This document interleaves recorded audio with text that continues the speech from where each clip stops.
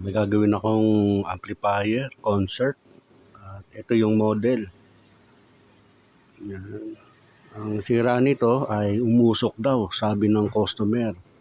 And then nung binuksan ko nga siya, ayan, nakita ko nga, sunog yung pinaka-IC. Yung kabila, okay naman. Di bali dito sa isang side lang na talagang sunog. Yan. Sunog yung resistor, sunog yung transistor. Yan, yung dalawang transistor. Yung mga resistor, talagang sunog na sunog. So, buti dito sa kabila, hindi naman naapektuhan.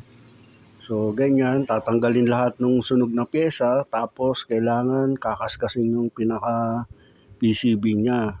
Yung mga itim na yan, kailangan malinis na malinis. Kasi since na carbon yan, kulay itim na sunog, nagkokos din pa rin yan ng resistance. Kailangan malinis na malinis. At yan nga yung IC, binaklas ko. Talagang pumutok na talaga yung IC, hindi na makita yung number.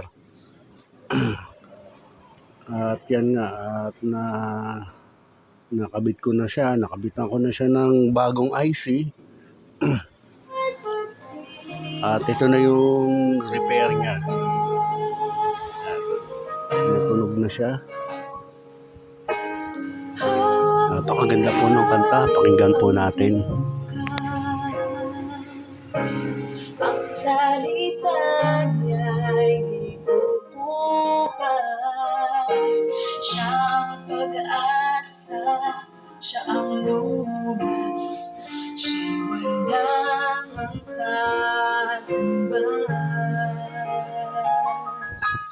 Ngunay namasdan, ngunit kita niya at kaya ni Jesus na ating buwan. Landas niya't ating lakaran.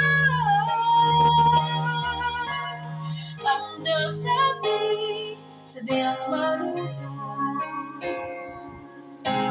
siya'y mabuti tumutulong. Kung di maunawan kanyang kalooban, puso niya'y pagtiwala. Kailanman ang Diyos ay tapat. Alam niya ang mabuti sa lahat.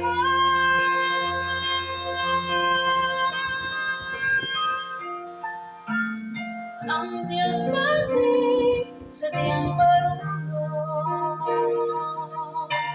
siya'y